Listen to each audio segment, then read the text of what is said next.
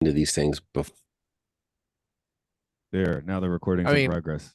I finished my damn summary like 2 minutes ago. So That's cool. yeah, That's damn cool. Okay. it's always one of those things where you think you're gonna get it done early, and then you realize the trivia is gonna be kind of a wall, and Mm, this is a wall of trivia. this is a wall of trivia. Okay, that's cool. Yep, get ready to scale the wall of trivia. Mm, One, two, three, four. I'm just testing my audio. I won't be too hot. mm. Why am I not getting audio through my headphones? That's a good question. You're coming through on our end, okay? So, Yeah, I hear you. Yeah, I'm just trying to get the sound to come through my headphones, ah, which is through the microphone, weirdly enough. But I it didn't know. seem to detect. Maybe went on the iPad or something. I found myself often like podcasting, like with one ear on, one ear off. That's what I do. I just do it because like it's weird. I feel weird talking with my ears totally covered, I even though guess I I've can hear myself in the headphones. I guess I've gotten used to it because I've stopped doing that. Yeah. These headphones I'm wearing are really violent. When you take them back, they violently snap back and they'll smash your fingers if you're not careful. That's kind of exciting. Yeah. They demand your attention. Yeah. But yeah, Jeez. when I first got them the first couple of days, I was wow, kept snapping my fingers in them. Jeez. Well, that's awesome. Now I got a loud van or something I revving. don't Oh, perfect timing. Do you hear that? I hope you don't hear that. I I got a don't big hear enough that. I window. do not. I think it's getting filtered All out. right. Okay, I Okay, guess well, was I got my Eagle mug all right. You got your and Nice. I that's got my security Paul shirt, is it? Moreau tunic on, Yeah, so I guess we're all that's set. ops or something. Yeah. They never quite like shout out what exactly everyone is. You just have to figure it out on your own. Yep. Oh God, what did I just do? Did you piss yourself? There's trivia that I sort of forgot to put into my trivia, and I just copy pasted it, and it made the trivia all long. Was it the one I was doing And with Andrew where I wrote that trivia that was completely incoherent? I think it was, yeah, I think it was with Andrew. I did it I remember twice, that. and I'd written a sentence. And Mark, did you hear the sentence? I forget. Oh, that was on the little girl law, so you might have not listened because Oh, it. I haven't listened to that one yet because I don't remember whether I've watched that episode or not. I have to go back and make sure I have. I'll just before you start this, I'll read you the I because mean, I've seen it before, but not recently. I was reading through my trivia and I was like, what the hell? Because I wrote it like 2 in the morning or something. It said, the Mhm. man may not have established screen royalty, but he did sucker his was into some prime bets. Oh God. What the fuck? Like What does it mean? I don't even know No what one I was knows trying what to it write. means. That's the thing. I don't even know what that was supposed to be, which Well, is why I found it so fascinating. do you remember like when I had a live journal way back when I first visited in Japan in like 2005, and we visited your friend Isao, and when I was writing down stuff, I was like, what was that guy's name again? And you were like asleep, and you told me his name was Jeve. And I was like, Jeve? You're like, yeah. So I seriously put that. I was like, that's weird. That doesn't sound like a Japanese name at all. But I still put it on my live journal. That's like uh when in university I had the flu or something, and Sarah's asked me to set the alarm, how to set the alarm. And I had the flu, and I was like, just press the button that says Julia Roberts on the oh yeah. alarm. Yeah. Sometimes you have some, yeah. What I really think is fun as a teacher, sometimes you have a private lesson in Japan with a kid that just doesn't talk much, and you're Mhm. kind of like catnapping. And I've caught myself like spewing out complete non sequiturs to a person who speaks very little English a few times. Like you're just trying not to micronap. Like one guy, literally, you ask him any question, and it's a nice guy, but it takes him like 5 minutes to answer anything, so it's kind of hard to stay awake. Jeez. Okay, I guess let's do this. Give it five Okay. seconds I'm and pretty introx. sure that's like a. I'm pretty sure my neighbor's got like a lawnmower he's starting up now in November. I don't know why. What could be bugging you, but we don't hear it, fortunately. So Yeah, I don't hear anything. you have a It's working out. your mic Point is my doing its cardioid job. microphone away from the window. I'm just I mean, hearing it and it's just bugging me. I mean, I'd ask you guys if you hear my space heater, but I'm not turning the space heater off. I have a space heater on too, but you can't Okay, good. hear, so it doesn't matter. Nope. Okay. It's just, I've never heard of this. I never heard a sound that loud right outside this window before today. It's really funny. Just a guy standing right outside your window. Just What I okay. was listening to the Blank Check where talking about a few months earlier they were taking down the building next to their studio, so they had brought in some tool called the hammer, which is powerful enough to destroy a skyscraper foundation. So that was really loud, apparently. God. We got the hammer. Nice. Oh, there was a jackhammer at the park down the street. They were replacing some fence posts, so that was also going on today. Maybe Right, that's what that is. but not the hammer. That's just a puny jackhammer. No, not the hammer. It's just a hammer. I'm straight up looking it up because I can't help it. And I should not be doing that because we've got things to do. Yeah, okay. I The guess hammer. I don't see it. Yeah, I don't see it. That must yeah, be some. well, you're probably just getting pictures of hammers, so you'd have to do a more specific There's search. the demolition jackhammer, but it's not. There's no way it's big enough to take out a skyscraper thing. Mm, I don't know. You can order something called a demolition hammer, so that's pretty cool. okay, how much is it?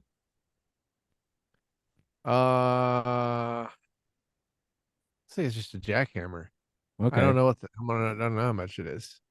Here's one at Lowe's that's $174. No, I want one that's millions, that you I mean, destroy you could just skyscrapers go to with. Lowe's and say, "Hey, take $1 million. I'll I'll have 10,000 of these, please." Okay.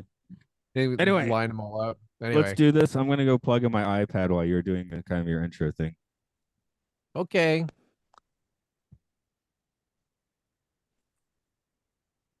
Welcome to Podcast 1999, the podcast about Space 1999.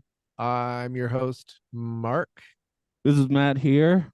There we go. How's that for timing? Yeah, Showing up just when great the timing. podcast starts or just after it starts. You pulled that fourth wall curtain back just right at the right immediately. That's right. The beginning. I'm coming back like a spaceship with a highly radioactive drive or whatever it is. A time space bending drive that kills everyone. Queller drive. It's a Queller drive. Okay, you give it a proper name. It's Voyager's return. It's back. If you missed it, also here today is coming back. Coming back is Brian's back. Hi. Brian's back. Yeah. Hopefully by fronts too. I was trying to make it sound like the failed Beach Boys campaign of the 70s. You could have said Brian's return. I mean, it's right there. I know, but I like the Beach Boys. I was referencing the Beach Boys. Okay, Beach Boys. Mike Love's return. What do you think a Mike Love drive would do? It would. Maybe it'll make the film stock all wibbly wobbly. That means that the Queller drive is around you. Yeah, I was trying to find a way to zoom my camera in and out really fast to simulate all the stuff that happened in this episode, but I couldn't do it. It'd be a drive that's worn a baseball cap for 60 years. Yep. Okay. Just spews hatred. Anyway, scummy vibrations. So how long did it take everyone to realize that this wasn't the Voyager the Voyager 1 that we know and love? When I thought about it for a few minutes, I was like, yeah, the dates don't match. So they just kind of stumbled on the name. Or that actually was my question. And Brian, you're a little older. You might know this. When did the actual space probe Voyager It's enter in the trivia? It is. Okay, Well, yeah. I'll let Mark do that. I think It's the in the name trivia. Voyager was in the air. I think the Voyager program was, they were being built, the real Voyagers, around the time this episode was filmed, probably. They were launched in like 77, I think, but I'll leave that to Mark to discuss. I have a book on my Yeah, the iPad thing- about the golden record, but I haven't read it yet. I have a thing copy of the is- Golden Record on vinyl that I haven't even opened yet. Is Oh, it on nice. gold vinyl? I think so. Yeah, it was a Record store Kickstarter day? thing years ago. It's got all the music and stuff that was on the original Voyager. That's It's awesome. pretty I cool. wanted this for real. Yeah, part of why I didn't get the summary done until like 2 minutes before we were starting this episode is because I disappeared down a Voyager rabbit hole. Okay, I guess we'll A follow long in one. with you if you want to go ahead. I condensed it, but Okay. anyway, here's the trivia. Here we are with the 12th episode in production order. We have new face Bob Kellett is the director here. He was born in 1927 in Lancaster, Lancashire. He worked as a director and a producer. His body of work basically tapers off in the early 80s, but it does include such work as All I Want Is You and You and You, Don't Just Lie There, Say Something, and Futtock's End. Okay, His those all go together as one title. Yes. His last credit before his death in 2012 was 2002's Before You Go. This episode was originally set to be directed by David Tomblin, but he was busy working second AD on Barry Lyndon at the time. Johnny Byrne is back on writing duty, co-writing this with the Andersons. However, the original story idea was pitched by writer-editor Joe Gannon, who would eventually produce Archie Bunker's Place and Gloria. Okay, since this episode has the Voyager 1 and 2 and was filmed in 1975, one would think they named these probes after the ones that NASA would be launching a couple of years later. However, even though NASA was preparing what was then known as the Grand Tour program, which was named that because the planets were pretty close to lined up in the late 70s and wasn't going to repeat for another 175 years. But it did not carry the Voyager name yet at the time. The project team voted to rename the MJS-77, which stands for Mariner Jupiter Saturn probe, in March 1977. So although I couldn't find information specific to why Voyager was an option for the renaming, it's totally possible that someone was inspired by this episode of Space 1999, which would in turn mean that this is the most direct influence the series ever had on Star Trek. Okay, Anyway, this that's Voyager my is a theory. death machine. An Yeah, effect isn't on that Star kind Trek of through fun? NASA. Yeah, it's kind of fun because this is way more evil than Voyager. Anyway, when Victor shows Commander Koenig the memory bank of Voyager 1, is in fact the AE-35 unit from 2001, A Space Odyssey, repainted red. So there's your second Kubrick reference. Our main guest star today is Jeremy Kemp as Dr. Queller, aka Dr. Linden. It should come as no surprise that he was British and not German. Born in 1935 with a background in stage acting, he did get cast as a German in many other film and TV roles, including 1984's Top Secret. In fact, his IMDb photo is him in a German military uniform.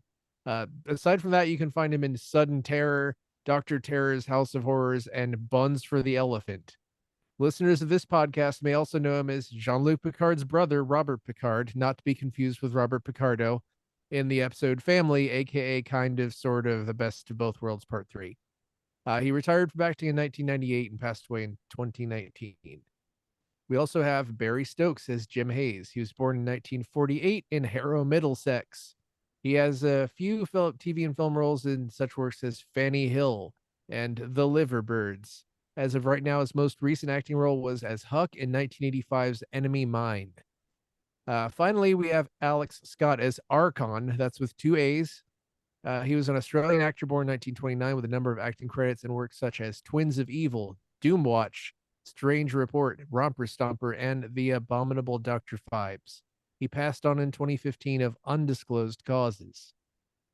That's trivia. Okay. I didn't have the captions on for this episode, so I kept writing Quella. So I didn't hear the R, and I'm kind of disappointed that there it is Queller, because I thought Quella was kind of better. But yeah, that's how I heard the episode. That's what I saw. So can you tell us the episode you saw? I can tell you the episode that I saw. Here is episode I saw in words. Alpha has encountered a probe named Voyager 1. It was launched in 1985 from planet Earth, and it contains maps and information that could make Alpha's mission easier. However, the probe is outfitted with a dangerous nuclear propulsion system named the Queller Drive, which has already killed many people in previous accidents, including Paul Morrow's father. And it takes out one of the 2 Eagles investigating it. Some of the crew want to destroy the probe, but some argue that the data could be retrieved from it and used, and it turns out that Dr. Ernst Linden will be able to help them because he is, in fact, Dr. Ernst Queller, who invented the Queller Drive. There is some objection, but Koenig insists that he has the right to conceal his identity. Queller manages to get into the probe systems rather easily, which immediately tips off his assistant, Jim Hayes, to who he really is. Jim is enraged because he lost both of his parents to the Queller Drive. Queller manages to get the job done despite Jim's physical assault. The Elfins get onto Voyager to retrieve the data, but as they do, an alien named Archon, representing the worlds of Sidon, appears and informs them that the Voyager probe has killed millions of people from his society, and he will destroy both Earth and Moonbase Alpha and kill everyone there, and has 3 Sidon warships to back it up. Queller decides that he needs to do something. Jim wants to go with him, but Queller says he needs to go it alone. He steals the Voyager probe and pleads for peace, but Archon will not budge. So Queller decides that neither of them deserve to live, so he self-destructs and takes out the Sidon warships all at once. Jim is saddened by the whole affair and smashes more things up, but Koenig suggests that he carry on Queller's work to honor his sacrifice because Jim knew him no matter what his name was. The end. Thus end. Yeah. Thus I end. kind of feel like the Voyager is a bit of a dark phoenix here. Kind of just goes off into space for a while, takes out a few worlds, and then shows up again. It's kind of I don't know how to put it. It's kind of wild that it's implied that Earth is that humans are so bad that they just made this thing that's insanely dangerous. Also that it, it's stated that if they mess around with too many of the systems that it will self-destruct, which is insane. Can you imagine Earth sending something like that? It's just if you tamper with the systems, it'll blow itself up. If you try to read that Ironically on Voyager, it was less dangerous when it was after it had been blown up, because it was just a simple explosion as opposed to the machine gun Queller drive just wiping everything out in its path. The murder drive. It was almost like a safety feature. Yeah. I don't think anybody even cared about the guy who died in the Eagle. I had to go back and rewatch it to make sure it happened. Yeah. Nobody cared at all. He was doing a dangerous job, Did Eagle 6 survive later? Because that guy had like the best porn stash ever. An Eagle 6 later on. I was gonna say the most 70s looking Eagle pilot ever, I think, was an Eagle 6. Yeah. That guy was awesome. He kind of looked like Sam Rockwell or something. So 60. Anyway, let me work out the chronology. They sent out Voyager 1 and then discovered that the drive was a death machine with Voyager 2 and it kills 200 people. Is that the basic premise I'm looking at here? So 1 escaped without knowledge that this thing was a death machine. That's what I understood. I think they stopped making them after the second one. Yeah, after which is funny that is funny. Calls it a Voyager ship, and it's like, wouldn't it be the Voyager ship because it's the only one left? I assume Voyager 2, they probably blew that one up as soon as they realized how dangerous it was. Then we never find out what happened to it. I bet they just quietly sent it back out. Like, we'll just. It's better out there than here. Like how they keep trying to get aliens in the Alien franchise. Right. Like, no, we're gonna get these aliens. So how did Queller strike you on the scale of mad scientists? I mean, he wasn't that mad to me. He was a good character. I feel like he felt like something that would show up in 90s Star Trek, like a fun gray area guy. The thing that didn't work was just that his German accent was pretty bad. But I mean, what are you going to do, really? You're not going to hire. Well, Jerry was a British actor. I don't know why they insisted on making it a German accent, except sounds like to me they're really trying to make an analogy with German rocket scientists coming over to America after World War II. In fact, his name sounds very close to Edmund Teller or Edward Teller. Ernst Queller. I think that wasn't an accident. Although he's more of a von Braun character when you think about it. He was just, I'm a scientist. He doesn't have any of that type of backstory in the episode, of course, but I think it was just kind of this, I don't know, like you said, mad Nazi scientist sort of thing, but he's not really mad. And he's not really Nazi. He seemed like a decent guy. He just was horrified by what happened with Voyager 2. Well, his the results of his actions were mad scientist stuff. That's why I kind of like the character, because on screen he's rational and you can kind of understand him. But you're like, man, like I could see if he makes it past this episode, his next project might be like a space human centipede or something. Well, we don't do that. We don't have characters making it past. Do that on Moonbase Alpha. No, Moonbase Alpha. you either die or you just don't show back up. In which case, we have all three. We have all three of the guest stars do one of the two things. Which is fun that they just threw one of those evil, super powerful aliens in just at the last second. It's like, oh, you thought the guest star was going to be kind of a tortured human. Also, here's an alien god who's a jerk. Like Alien Lucifer or something. It was kind of his vibe. Archon scared the heck out of me. I He was remember scary, watching yeah. that when I was a kid. This figure appears in the shadows there, and he's like, "Oh, dang, it's spooky." He's got the weird makeup and everything. He looked very very devilish. There's the whole idea of Yeah. the Gnostic idea, the archons, right, which are sort of the beyond the veil things that are keeping us trapped on this plane of reality. So, I mean, do remember that vaguely. someone must have been referencing that. I mean, they just added another A to throw you off the scent, as you pointed out. It has a double A Ron sort of A's. Yeah, that's how you know he's an alien. The extra A is for alien. Um, but but yeah, that character was, you're right, Brian. I've had that trivia and lost it, so I didn't in the trivia that I said out loud. But he was absolutely inspired by Teller and von Braun, and by the original guy, Joe Gannon, with two N's, not Gannon like Zelda. I also noticed Queller, for whatever reason, he wears the Moonbase Alpha uniform, but he keeps going around with like a flasher coat over that for some reason, and keeping things in his pocket, like he was in desperate need of a pocket protector. Exactly, he needed a pocket, so he would. I like the idea that there's like some group of elder scientists just squirreled away in some lab in the back corner of Moonbase, just doing their thing. They're not some youthful 20-something astronaut who looks good without a shirt or in a blue towel.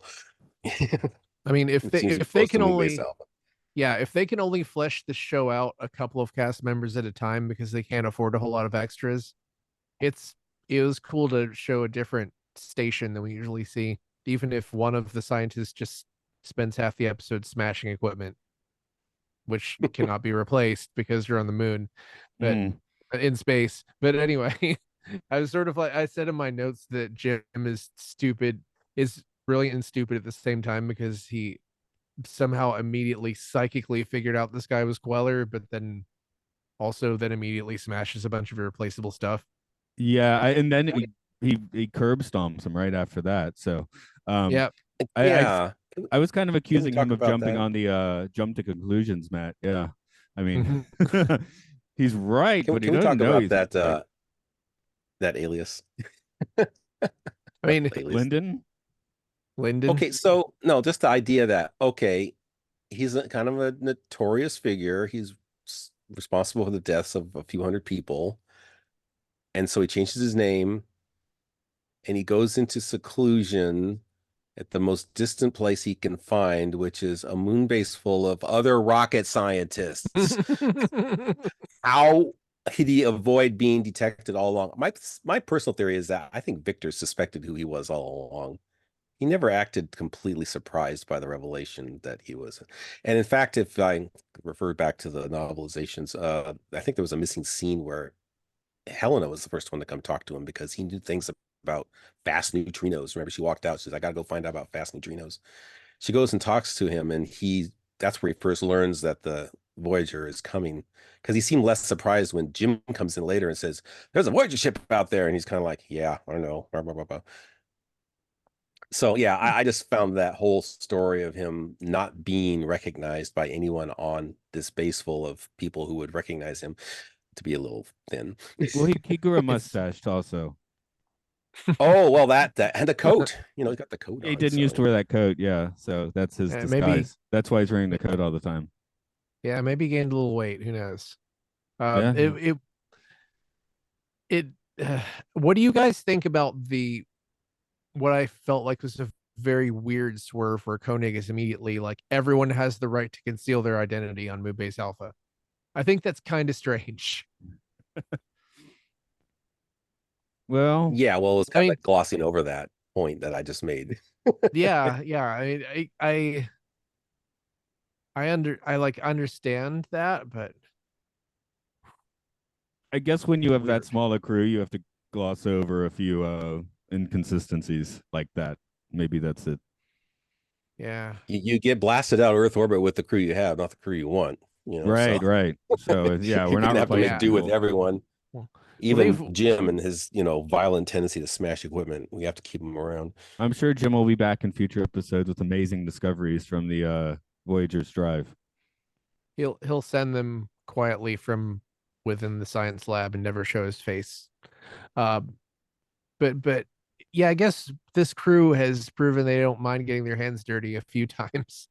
But this is and also the best point is just that what are they really going to do? I mean, they're not going to execute him for making kind of bad science. Well, he kind of does that himself, doesn't he? He does, which Jim kind of helps in a way. I think Jim beating him half to death definitely made him feel like, well, my time is over. I'm going to blow myself up. There's nothing left for me to do. Yeah, yeah. He was feeling bad, had a broken arm. Um, yeah, it seems like Jim should spend a little time in the brig for beating down a crew member. But Do they then have a Think brig? they I don't know if they should. do. I mean, a Seems moon. like there They should got be, but yeah, they got enough people. They should have some sort of security facility. Yeah, but I guess we haven't seen one yet, have we? So yeah, but what would it be? What's the point of it? It's like it's another white room inside of Alpha when with they a can go lock back on to it, their white room, quarters. a It's white just room with a Sort another. of lock. you think of it like it's designed as an office, not designed as a long-term spaceship. So It'd be like Disneyland maybe jail, Disney jail. I have a friend who definitely ended up in some kind of holding cell in a hotel at Dragon Con once Okay, Oh, that's really? exciting. They for doing party too drugs in hard, the right? he did drugs in the ladies' room. Oh, That's bad, isn't that a Motley Crue song? Doing drugs in the ladies' room. probably. Doing drugs in the ladies' room. I don't know why I did that last sound. I'm sorry. Yeah, What did you're on point. You went I like you're was. gonna say something. I'm sorry. My brain went somewhere, and I Okay, don't I know what I'm guess I looking should at. say I was concurrently as watching this. I'm finally working through Oppenheimer. I'm 2/3 through. They just did Trinity, but there's another hour to the movie. So Well, that movie's all out of order. So if you say that you're to the point where something happens, it doesn't really. well in the viewing of the 3 hours of that particular movie. But yeah, I was writing like, this episode's kind of like Oppenheimer if the Senate subcommittees were replaced with model spaceships, kind of. Do you think that Oppenheimer would be better if Oppenheimer at the end went and blew himself up when blew up When the aliens are com coming to invade the Earth, yes, for sure. blew up the what was it, the Red Scare review board people? Oh, okay. That no, you do a Jim beat down there, and then he flies off to fight aliens. That's Is how it I. I Office wish of I'd seen that movie now. Un-American? That's how I'm expecting it to end. Yeah. Yeah, he blows up the Committee for Un-American Affairs or whatever it's called. You're Because you're doesn't He's like, denying now Edward Teller you factor into that movie? now we all become death. yes. Isn't Teller in that movie? Because he Yes, he like is. famously Uh-huh. announced Oppenheimer. Yeah. So Yeah, there's a lot of again, I don't Teller. see Queller being much like Teller. Teller was sort of a jerk. I think everyone agreed. Oh yeah, the movie I'm certainly pushes those buttons pretty hard. I'm not as well read on the subject as I wish I was. That's one of those things where I should have read more about it, but yeah, I don't feel like any of the Operation Paperclip guys were super duper regretful, and I'm pretty sure Oppenheimer is depicted as sadder in the movie than he was in real life as well. Mm. Yeah, probably. Keep in mind A Oppenheimer little himself bit. was schooled in Germany, but it was American. Hmm. Because being played by is what is Cillian? He's Scottish. Killian Murphy. It's it's Killian pronounced Murphy. I Killian, said it and right. I it's said it right then wrong. Okay, there you it's go. Killian. Killian. That sounds too violent. And that's like a Well, I mean, it that could have fits been in this that could case, have been the right? name of Archon. He could be like, I am Killian. Well, yeah, that was the name of Richard Dawson in The Running Man. Maybe that's what I'm thinking of. Okay, because I watched that not terribly long ago. Gillian, I'll make you eat that contract, and then I hope you leave room for my fist. So I'm gonna ram it into your stomach and break your spine. mm. Wow, you got that Clearly, memorized. That's impressive. Or you made it up. I I mean, don't it's remember. it's my favorite line, pretty Okay. much. It's like probably my favorite action movie line ever. Okay. I see. I just remember see you at the party because it's shorter. It's easier to remember. Yep, but it's Mm. not as good. I don't know. Is it? Okay. Um, I have No, to see The Running Man too. It's one another film I've been meaning to see. Wasn't Mick Fleetwood in that movie or something? maybe. that is the time when he was showing up in random sci-fi, like Yeah, I love his little cameos in like Star Trek and stuff. He just pops up out of nowhere and he's gone again. yeah, late 80s was prime time for that, so very well could be. It's pretty campy now, but it's still fun to watch. I don't think it holds up anywhere near as good as Predator or Terminator, but you I know, th- Especially before Queller in this episode reveals his true identity. I did think that they had a interesting kind of moral ethical, conundrum to get into. Do we get the valuable information from the death ship or blow up the death ship without the information? Uh, which had our three leads kind of having a bit of a Trek style butting of heads or discussion, I Yeah, it was guess. kind of a Kirk Spock McCoy discussion where one's taking the other side and they're trying to convince Kirk which way to go. I mean, I didn't see the problem with them saying, let's see what we can do in these 11 hours before we have to blow it up, just to see if we can do it, because we've got time, like he said to Helena, says we're not in danger yet. Might as well make use of the time. And fortunately, they just happen to have the creator of this thing on board, so they had the Yeah, opportunity. that kind of threw They brought the it down to the wire, though. They had to make it dramatic. They bring it right down to the very last second. oh, when they're setting it up, I'm like, oh, that's Chekhov's red zone there. Like, obviously, it's going to make it to the red zone. well, my thoughts when they were having that discussion was absolutely don't do it because you're not going to get the I think Earl referred to it as the Gilligan corollary, which things always have to reset in the show. So I thought to myself, you're never going to get that data out of there. You just should blow it up. But they did get the data. I guess it's one of those classic things where it's going to benefit them in some way that's not going to be explained to us. Or uh, it's like Voyager I mean, the TV show yeah. Voyager, where they get a bunch of probe info, give it to a guy, and that guy never shows up again. We just assume he's in Well, a lab still working on it, three well, seasons later.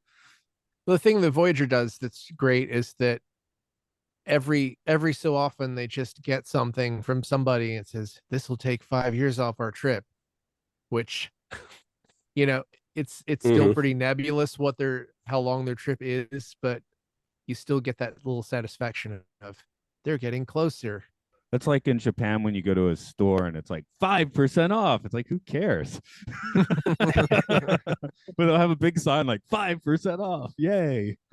Like, you gotta do better than that, people. Well, I guess you don't in Japan, but I mean, What I it's found something. interesting is the way this episode played out. It's kind of like a reverse Earthbound in that friendly aliens were headed to Earth, but they were programmed to land on the moon, so they landed on the moon even though it wasn't in Earth orbit. But they continued on their way to Earth to be friendly aliens.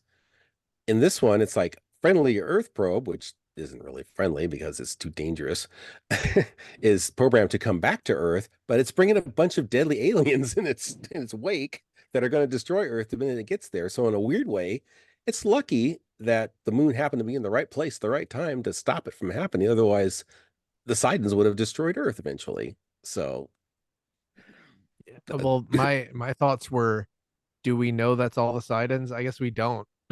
So they might have just been like, oh, they destroyed three of our ships, and now we're even more angry. well, I guess it good depends point.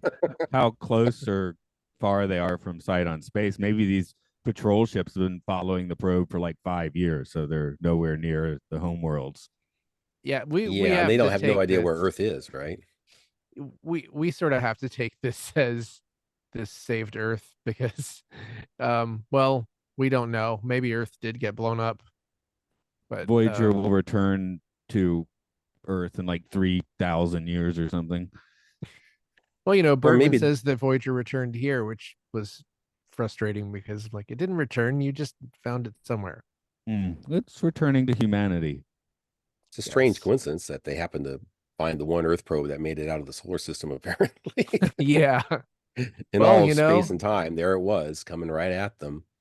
it's But when I definitely was set a thinking back precedent. into remember Another Time, Another Place, we see Earth has been decimated. Maybe that was Voyager coming back. Yeah. Yeah, dude. That did cross my mind as being the reason it was so scummed up. Although the moon leaving in orbit also accounts for a fair amount. So Yeah, that was one of my favorite things about the pilot was that we get the news broadcast from Earth. It's just like, well, things are bad. But we haven't yet Tornadoes. learned how bad. I don't know if we Maybe a are going to future learn. episode someday. I would I would like to learn, but I don't know how we would learn that because unless if this was a modern show, there would just be an episode in in season 2 where you just see Earth and people are just doing whatever it is the other characters. I but mean, it's a 70s show, so we're going to completely change the format instead. Oh yeah. yeah, no. I'll just say wait for season 2 because there's an episode I might come back on to talk about that. Interesting. There we go.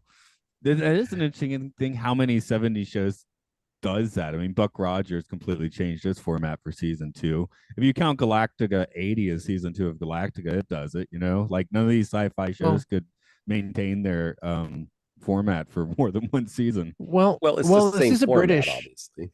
Yeah, this is a British show, which that is actually typical of British series where I mean a lot of references I see to this show don't refer to this as season 1 and they refer to it as series 1 and season 2 is series 2. So you think of Doctor Who, I don't think the Doctor Who does that per season, but they do different series. Yeah, they And kind of build it into their DNA though, right? yeah, I mean, and I maybe assume not that maybe not with William Hartnell, but after that, it's pretty much built into the yeah. structure of the show that's Well, I going don't to think happen. British use the word season at all. They always refer to what we call a season as a series. So series 1, series 2 is season 1, season 2. Yeah. So yeah, I assume that Doctor Who at the beginning of every new series, you see the previous actor start screaming and then melting, their flesh melts off, and then they turn into the new actor, and then they're like completely out of their mind and brainwashed and feral, and they kill a bunch of people until someone calms them down and reminds them that they're Doctor Who. Like that happens, right? I mean, Yes, that happens. every series of Doctor Who starts like that, Mark. You clearly watched them all. They loved that in England in the 70s, yes. Of course. So what do you guys think of the Streaming. Voyager probe Oh, that looks cool. itself? I thought it was kind of a cool set. Yeah. I love the fact that there's a lot of aluminum foil on the outside of it, kind of like a real NASA space probe. But the funny thing is about watching it on DVD is that they use like Freon to shoot the Queller Drive, exhaust. You can actually see it like dripping out of the exhaust onto one of the panels, which I never saw on standard depth. I really like the inside, although why does an unmanned probe even have an inside? Because you don't want that space. Well, he does say that it was originally designed for crew. Yeah, okay, good point. So it has the death drive. Let's send it out with no crew. That makes sense. Okay. Well, it's wild that the optimism that we would have anything close to that by 1985, which is 10 years from where this is made. Well, the optimism we still don't. Our moon base by 1999, right? Well, yeah, but I kind of wonder what would happen if they had just used the Queller Drive to wipe out the Sidons, and then Lyndon came back and they had Voyager 1 as a ship throughout the rest of the series that they would use from time to time as, a weapon and a war and so like Starbug and take them out to Starbug, that's it, excuse me. Yeah, right to war. Because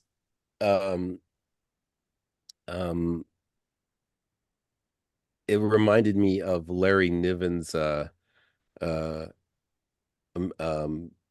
hypothesis that any good star drive makes a really good weapon. It's usually like a laser or a Queller drive or something that's exceedingly dangerous, but you can always turn it into a weapon if you need it. So I know one remember that time one Oh, I was gonna say, serious. remember that time the Batman turned the Batmobile around and set that clown on fire? Oh yeah, no, I was going to suggest one of the serious suggestions for more interstellar space travel was to have a ship with a giant plate on the back, and you just explode nuclear devices on that plate, and it Yeah. pushes it through space. Like that was a serious suggestion. They just toss Well, a nuke out the back, and the shockwave, which I don't know if I have shockwaves in a vacuum. I don't know how that works, but it would push the spaceship forward. In fact, I think Niven wrote a story based on that back That's in the worse than a 80s. Queller drive, I guess. Although the Queller drive did seem to be like an accident. So whereas There were some nuclear actual devices nuclear were not. engines. Yeah, there's some actual nuclear engines proposed called NERVA, which used a nuclear reactor to heat the gases to propel the ship. But I think they realized launching large reactors into space was probably a bad idea. Mm. Well, we let yeah. them How float far do you around have to? under in the sea with nuclear powered submarines. We're cool Oh with yeah, There's that's a so those. good many. idea as opposed to a bad. Yeah. I don't even know. Yeah, there's so many problems to solve with that. It's just, um, it's terrifying, really. You think about it. It'd be like if, if you compare it to the ocean, like imagine that you had to test a ship, but you probably couldn't turn it around, and also what launches your boat might destroy everything you care about on land, uh, and you don't know what's That's at the other end of the ocean. I I guess that's guess we're kind of the just plot of On the Beach, yeah. did not see it. Or read the book actually, but the movie's not bad too. But that's where a submarine is doing their thing when the whole world has been irradiated except for Australia, and Australia is slowly being irradiated. So it's a really Whoa. dark Uh, read or watch. It's a I'm lo- dark movie, yeah. I'm looking at the poster for it, and it's harrowing. Honestly, it's just a big red cloud with some sketched out little figures of people. They're all falling over. Right. It's just downer. Anyway, Anyway, to up it, you're asking what we thought of the probe, which I said I like the inside a lot. The outside, not as much. Maybe because it looks NASA, which is cool, but I'm comparing it to the probes from the last sunset, and those were cooler on the outside. But those weren't Earth probes; those are alien probes. Those are alien probes, true, but those little blue things, those are cool. That blue guy, that was cool. I liked him. So he's still on my mind, or it's still on my mind. I shouldn't give it a gender. I always marvel at the foresight of having the Eagle landing pads be on an elevator, because any size spaceship that lands there, they just lower the elevator a little lower to to dock with it. So That the makes hatch could be sense. up here, the hatch could be down here.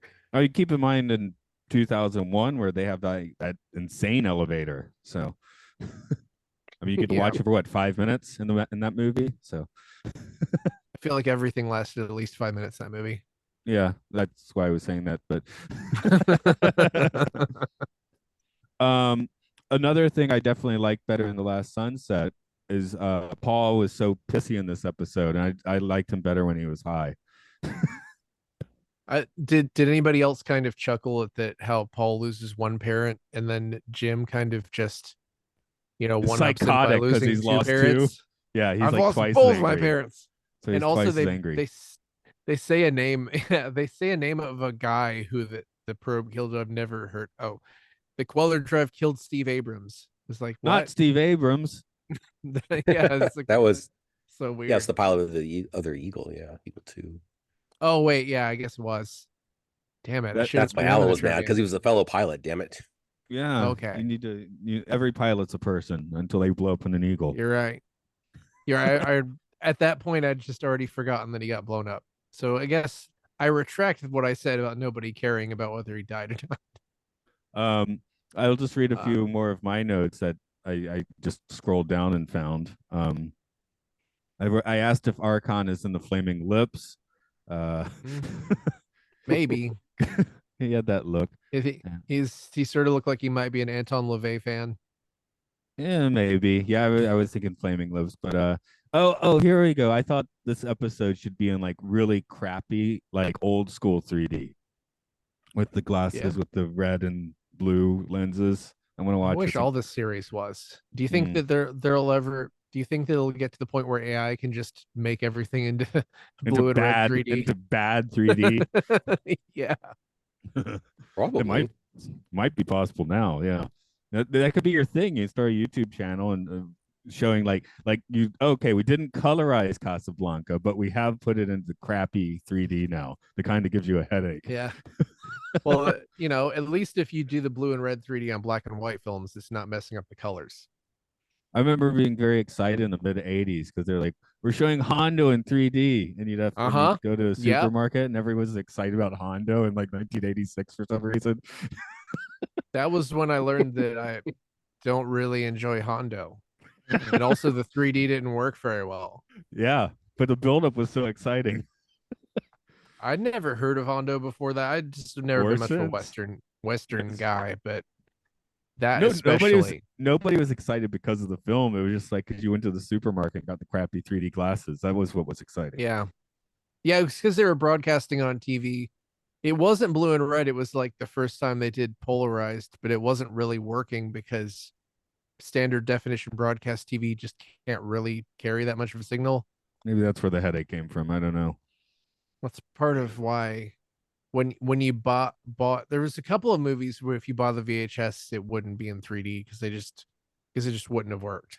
Yeah, the last time I did any 3D was probably 15 or not less than that, like 11 years ago. Because at some, I mean, now they don't even show 3D movies in a theater except for Avatar, which is fine. Oh, I saw Yeah. Avatar in 3D. Excuse me, I'm breaking my own Yeah. point. But yeah, in Yeah. Japan they started making the dubbed version, the 3D ones. So I didn't want to see the dubbed ones. Huh. Oh man.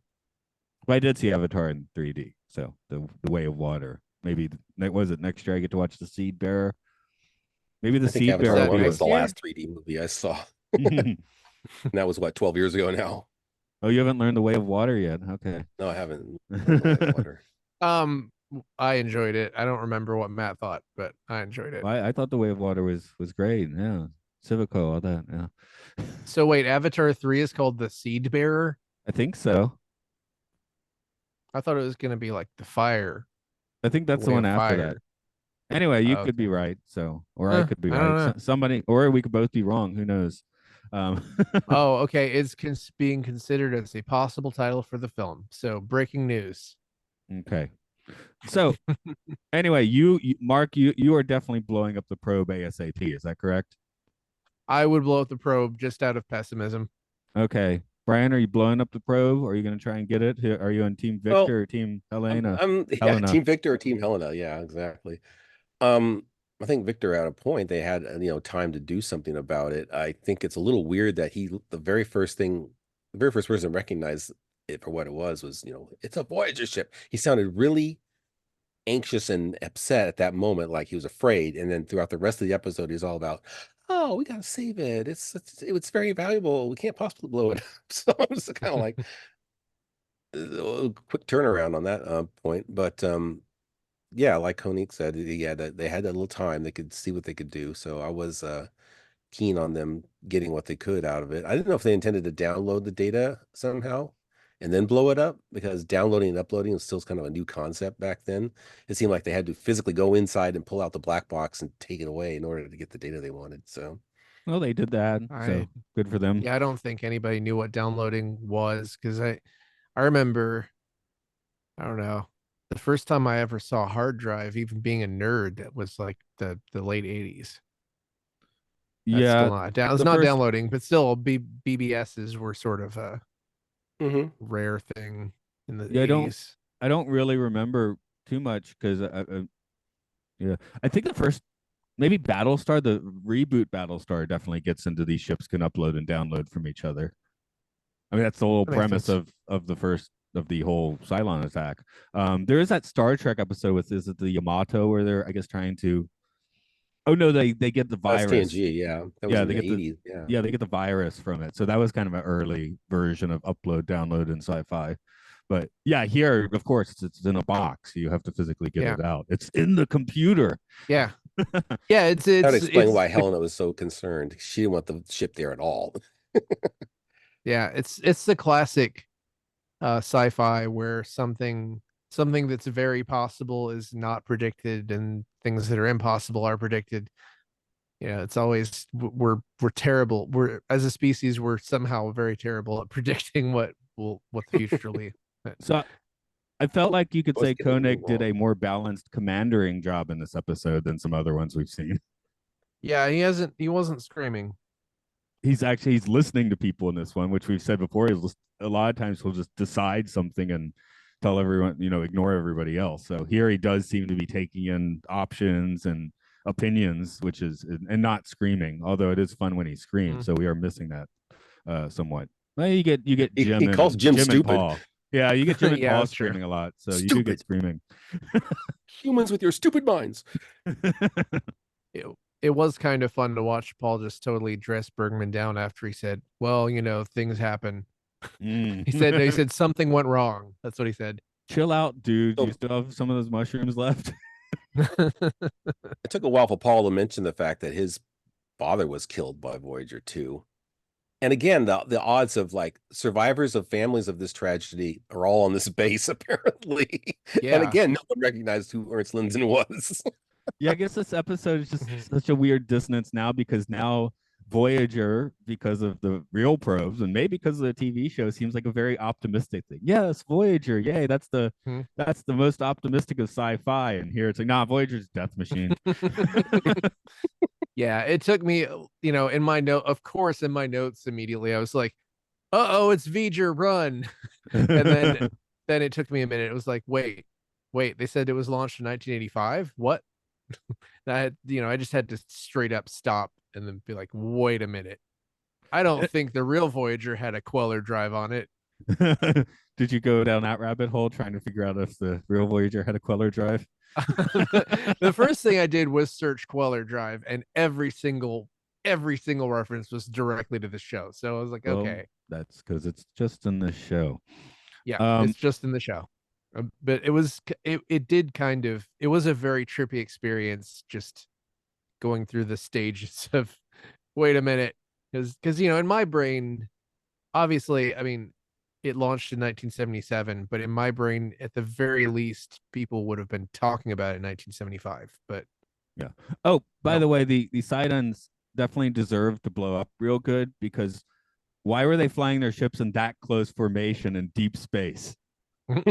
If they had flown them uh, farther apart, Voyager could have taken out one of them. that is a space 1999 trademark, as ships fly in formation right next to each other. Perhaps for I some thought, reason, like maybe yeah, being, on strings piloted by one they had to person. they had to frame it that way. It's the only way it would fit I on mean, the Sidons are small TVs. basically a footnote in this episode anyway. That's obviously it's not the main attraction, but yeah.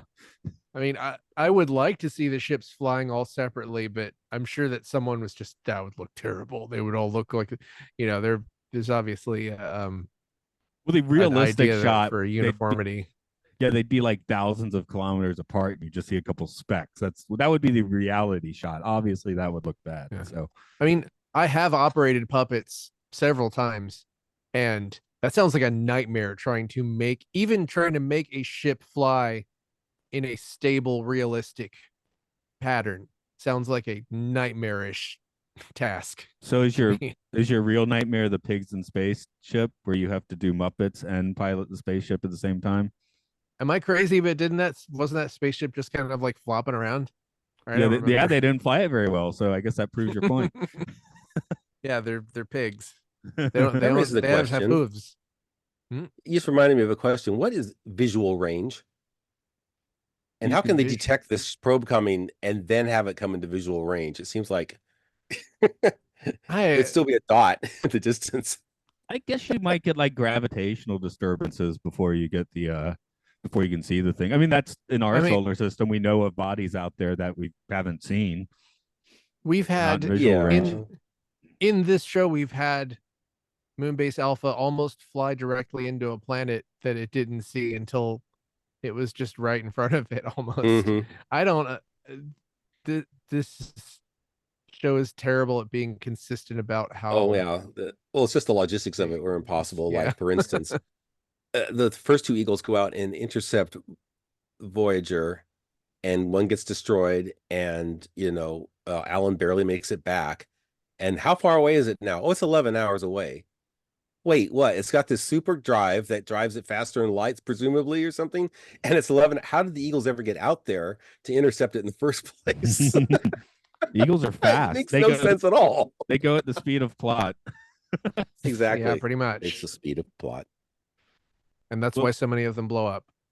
yes. Well, They're not designed to go that fast. let's put percentages on this episode. How much of it is existential dread? How much of it is sci-fi fun? Uh, percentages are cool for that, or whatever. But Brian, you go first, if you don't mind. Well, I'll preface this with a little moral meanings and messages segment. Revenge, good idea, bad idea? Because Bad. yeah. Yeah. Queller and Bergman both call him out on it. It's like, this is a sign of a debased culture. We think you're debased. No, you're debased.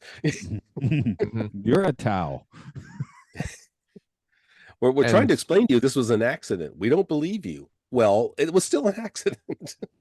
We didn't mean to kill all your millions of people.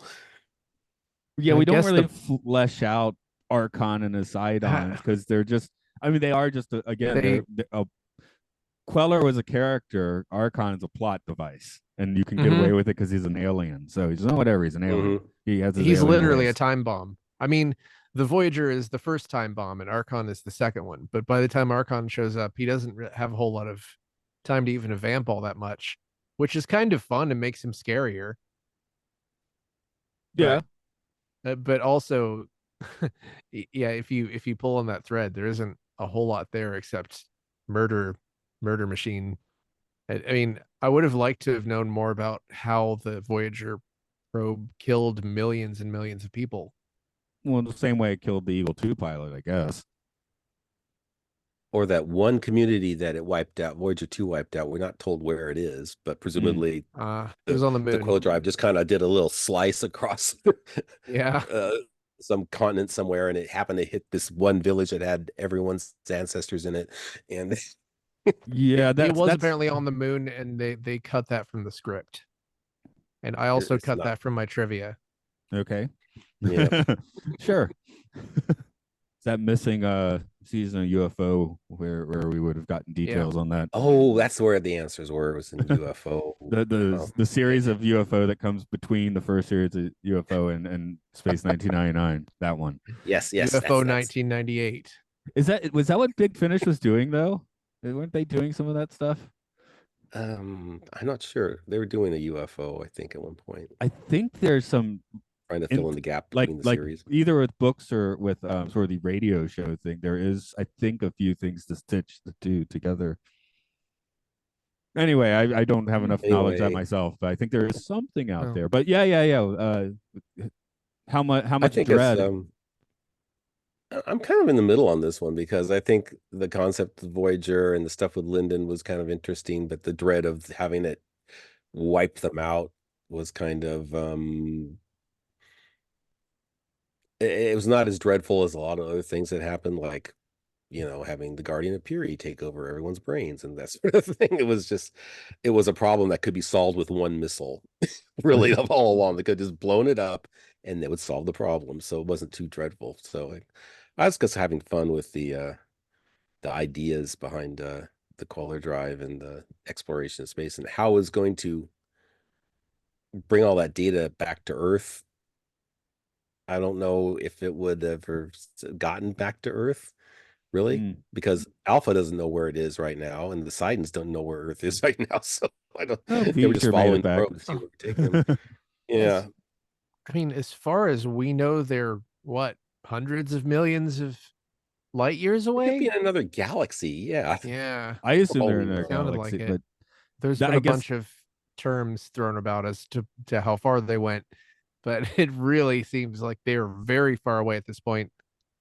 But they keep running into Earth things in another galaxy. But I've said I floated this theory that there's some kind of current that just sends everyone from Earth in one direction. So we'll see. We'll see if that goes anywhere. We'll see. For me, I think the dread was a little higher. Maybe I'll go 80% dread, 20 fun. in part because of context, because I watched the first hour of Oppenheimer, then I watched this episode of Space 1999, then I watched the second hour of Oppenheimer. So putting in an Oppenheimer sandwich gives it Oppenheimer sandwich gives it a little more existential dread, I think. That makes sense. Because you see this, not slightly goofy sci-fi version, and then you're watching this dramatization of things that actually happened. So, yeah, I'm 70-30 dread because it's not. I don't want to say this wasn't a fun I mean, it was a very entertaining episode, but it wasn't super fun. And there are two different terrible existential threats. One of them threatening to blow up Earth, which still might blow up Earth if there are more of them somewhere that know where Earth is, and there's no way of knowing. So yeah, that's pretty dready. Humans do increasingly suck in this episode. It takes the air out of NASA optimism, right? Because it's like, oh, yeah, even it's like the opposite. Even the cool stuff that NASA does ends up like destroying worlds. Or whatever. I guess it's not NASA and it's Shadow or whatever in this universe. I think it's an interesting assumption that they assume Voyager 1's going to lead them back to Earth. There's nothing in the plot that says it had to. What the impression I got was Bergman was just like, there is a lot of information that will help us as we encounter new places. I didn't right. have I the mean, impression. in terms of the Sidens using it as a guide dog to take them back to Earth. Oh, right. Well, they found the moon, so it wasn't a completely stupid idea. Again, astronomical odds. The moon found them. Flying in close hold together too well when you think about pattern. it. Yeah, flying in too close a formation was a stupid thing they did, as I mentioned. Well, hopefully those are the only ones. These are all of my ships. Don't blow them up. This is our entire civilization. Don't blow it up. We want to kill you. We will stop at nothing. Well, that's the Caldorians. All 6 Caldorians were in that one little blue spaceship. Yeah. Does anyone else? Do either of you want to throw out another point on this episode? Well, there was one line that didn't work for me. Sure. There's something where Koenig says to Queller when he's stolen Voyager and is flying into a suicide mission, he says something like, the only thing between me and you're the only thing between us and the Sidons. And then Queller says the only thing between you and the Sidons is the Queller drive, but he's not between them. Wait. What? Well, the Queller drive and Queller between them at that particular moment. I feel like it's just redundant. That's the problem. Yeah, I guess the line was weird. Okay. I don't think that was a good point. We've already talked about how these episodes maybe didn't get that final draft because of those suits in New York or whatever. ITC, yeah. Just... And then the Italians show up and they're like, "Hey, where's the bath towels?" You need to hire a German. You need to hire a British man to be German. That's not even an Italian accent. That's not the last time he played a German too. I think in one of the Young Indiana Jones movies, he played another German officer, if I'm not mistaken. Oh no, wait, he was in Top Secret, wasn't he? Yeah. Yes, he's a German officer. There he was again, another German officer. He's in a ton. You look at his IMDb and it's just Germans all the way down. He's just so many Germans. Was Picard's brother German? No, I think he's French. I mean, I say that like with a question mark. The cards are French, but they're really British. I mean, he's as French. Picard is just as French as Ramirez from Highlander is from Egypt. Yeah, even though he's played by Sean Connery. Yeah, who doesn't change his accent at all? Because why would he? Sean Connery. No. Yeah, of course you make you want to make a movie about the Scottish Highlands, definitely hire Sean Connery to play the Spaniard who's from Egypt. Yay, Did you guys have a favorite line? I didn't write down lines. I wrote down "do my best" just because it's the Boy Scout motto. And then I wrote "skag me up, Doc," but I'm pretty sure he didn't actually say those words. I think my favorite line was when he said, you were in, how do you say, short trousers. Yeah, yeah. That was great. I was expecting short pants and it came out as trousers. Yeah. is you always got to put those extra German touches to make sure that people don't notice that the guy's definitely not German. Like, oh, you want short pants? Anyway, Mark, I was just trying to get you to accept the idea that Picard is French, but his brother is German. Sure. I mean, that's strangers. Alsace, Lorraine. There you go. That's where they live. One of them Okay. is in Alsace and one of them is in Lorraine. The line goes right through their house. Picard's bedroom's on the French Uh-huh. side, and Yep.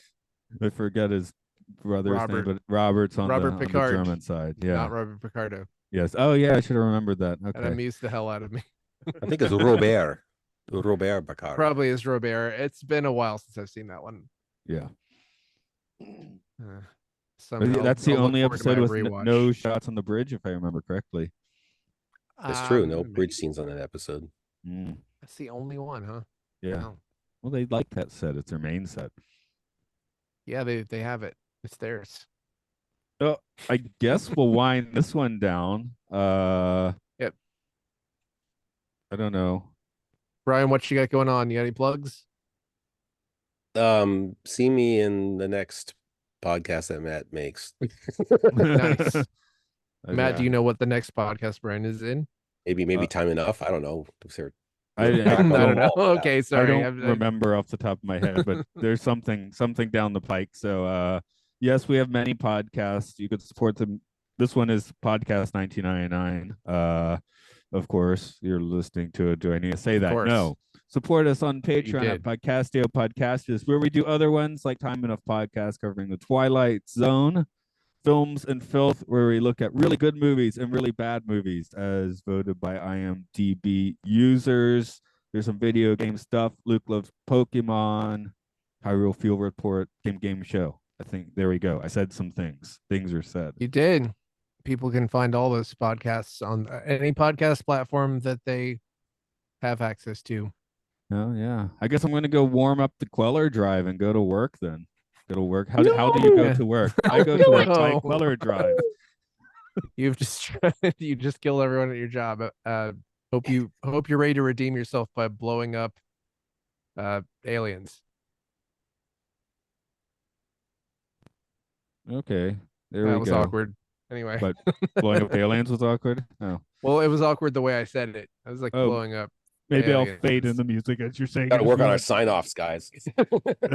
Yeah, we should just have a thing to sign off with on one of our shows ever. I don't know. We just always. What I just say, I'm gonna go do something related to what we just were talking about. I have a thing. That's my thing. Yeah. I do that like every episode now, almost. I can't see. I'm one of those assholes. I have to say that a different thing every time with everything, and I'm like I hate recurring characters on sketch shows. I'm one of those people. I get that. I used to like when in the past when I was teaching, I'd be like, oh, if I use that joke with this class, I can't use it with the next class because I already used it. You know, but then you're like, oh, wait a minute, I can reuse it because it's new to them. It's a new audience. I can do it all. I mean, right, exactly. But I used used to write a whole new bit every night. right. But I used to mean, feel like, oh, I have to have a new bit for the next class, even though it's different people. But I got out of that frame of mind now, so I can do my recurring bit. That entire bit I did on Doctor Who Regeneration was I was going to be a Facebook post, and I decided not to make it a Facebook post, so I just put it on a podcast. I think that's what happened with David Tennant anyway, something like that. I hope so. Wasn't Matt Smith like super nuts when he started, and David Tennant was screaming when he regenerated? Of course, now he's both back, of them. So who knows what's have going kind on. of nuts energy anyway, right? Yeah. They're always pretty unstable in the beginning. Yeah. Isn't the new Doctor Who like a black guy who dresses really snazzy? That sounds perfectly possible. Yeah, he's the next guy. I mean, hell yeah. I don't know. Get it and do it. No, I never watched it really. I just basically watched the Matt Smith run. I have the Tennant run. I've seen some of it, but I do need to like watch the whole thing at some point in time. And I mean, I think I mentioned in America, I still have a Lego set that has Matt Smith and Capaldi, but I never watched any of Capaldi's. I saw a couple of the Matt Smith episodes in passing at a friend's house who's obsessed with it, and it struck me as like kind of like a better version of some of the Joss Whedon TV stuff. So it was perfectly enjoyable. Yeah, I quite enjoyed watching the Matt Smith run, so I should get back to my Tennant run at some point. Well, if you missed David Tennant, he's back. That's what I heard. Yeah.